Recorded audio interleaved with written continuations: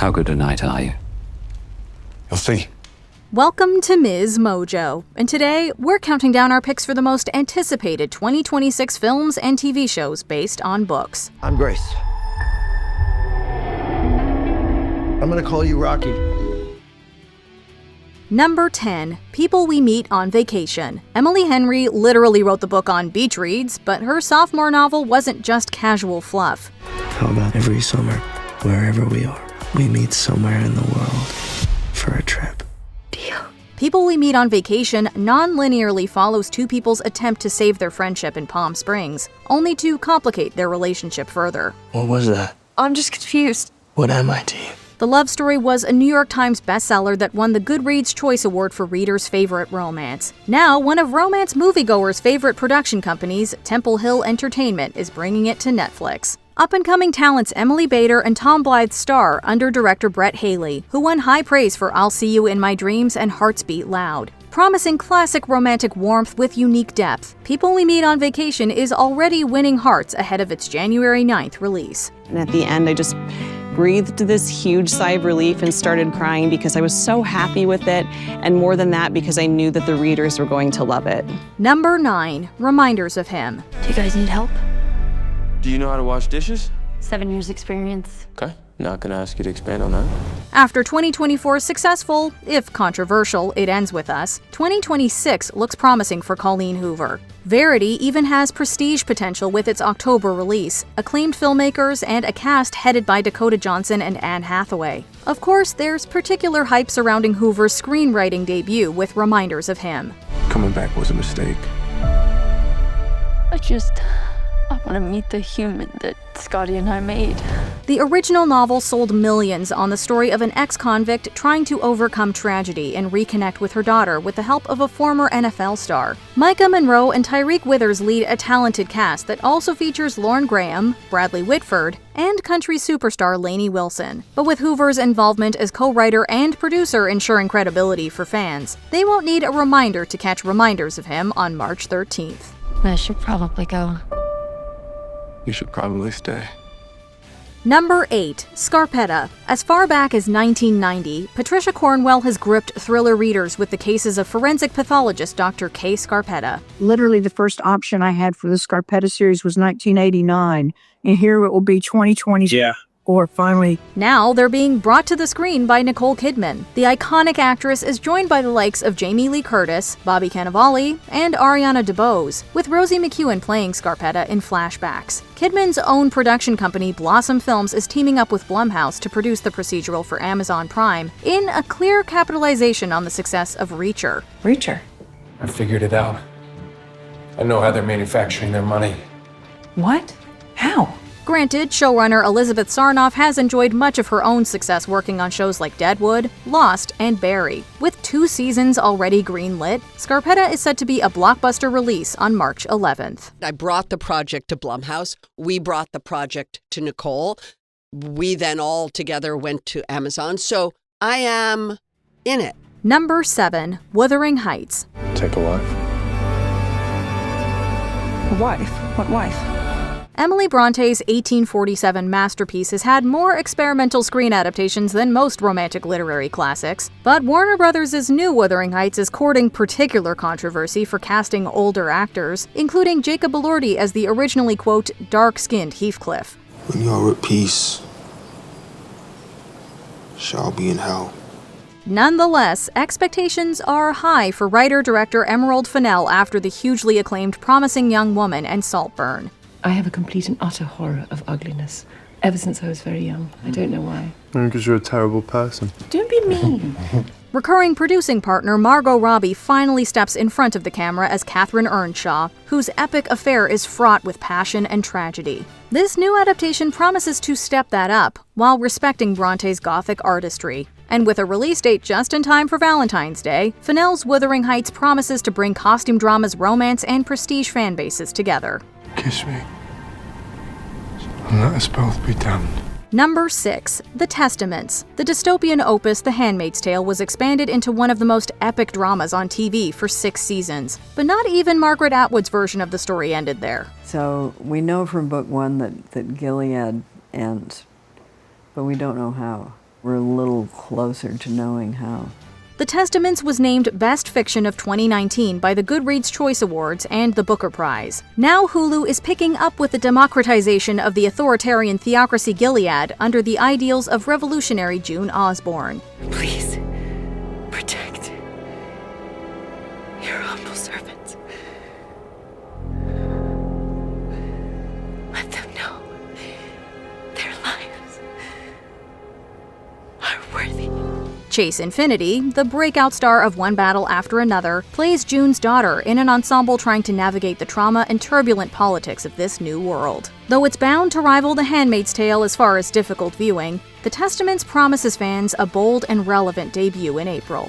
You felt the need to create this warning. Simply because I have never believed it can't happen here. Number 5. Project Hail Mary. The consensus here is that it would be preferable if you did not die. Thanks, guys. Andy Weir's award-winning Project Hail Mary follows an amnesiac astronaut's quest to revive the sun. Visualizing that epic novel is a daunting enough mission for directors Phil Lord and Christopher Miller. Certainly, their leading man Ryan Gosling has the right stuff, but this will be the beloved animation filmmaker's first live-action project since the 21 Jump Street movies, albeit with considerable CGI spectacle. The greater controversy surrounds promos suggesting that the alien Rocky, the book's biggest twist, is now a comedic lead. Fist my bum. No, it's fist bump. It's not the same. Still, there's tremendous faith in screenwriter Drew Goddard, who adapted Weir's The Martian into one of the most acclaimed films of 2015. 4.5 billion years. Nobody here. And now? Me. There's no doubting the conviction behind Project Hail Mary, which will launch into theaters on March 20th.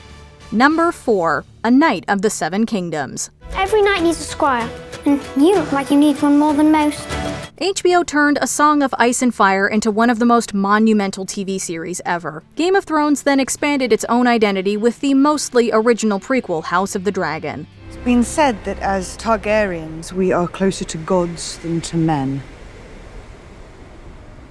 The Iron Throne puts us a touch closer, perhaps.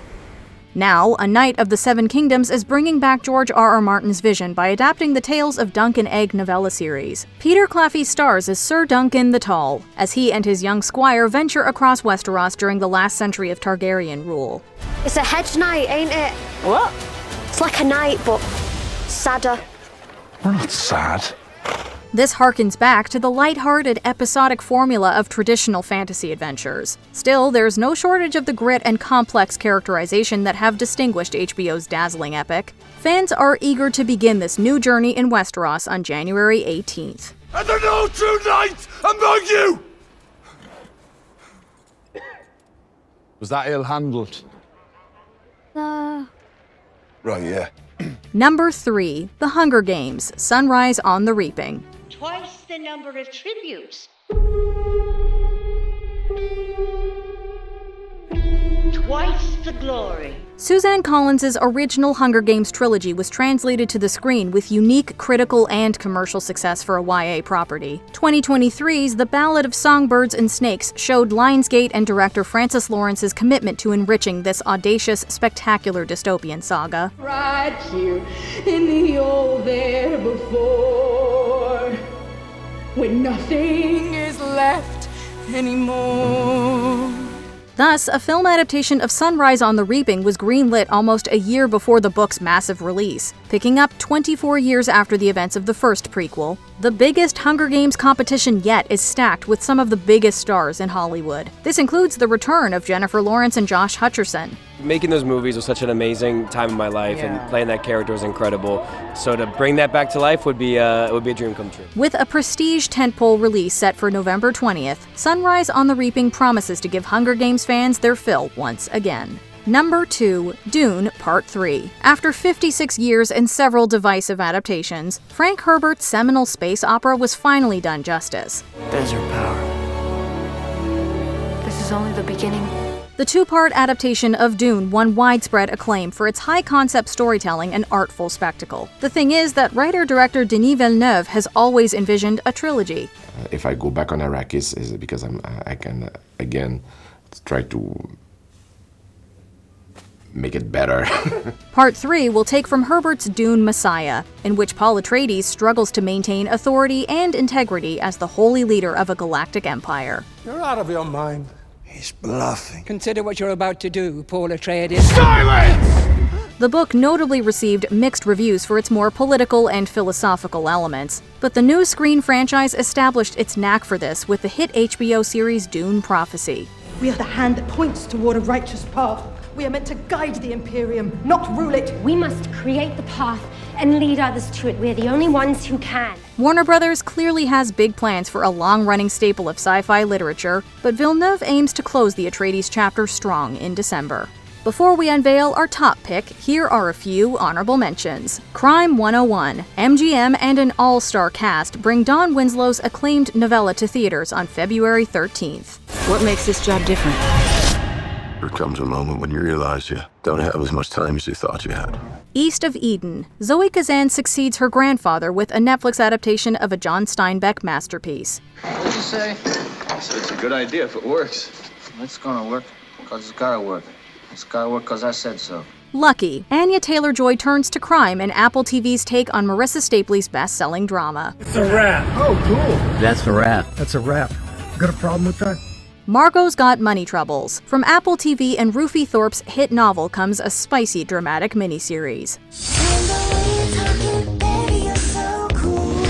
Pride and Prejudice. Netflix and Dolly Alderton offer a bold expansion on Jane Austen's legendary love story. So what do we know about this new retelling? Well, we're told the 6-episode Netflix series will be a, quote, faithful classic adaptation of the novel.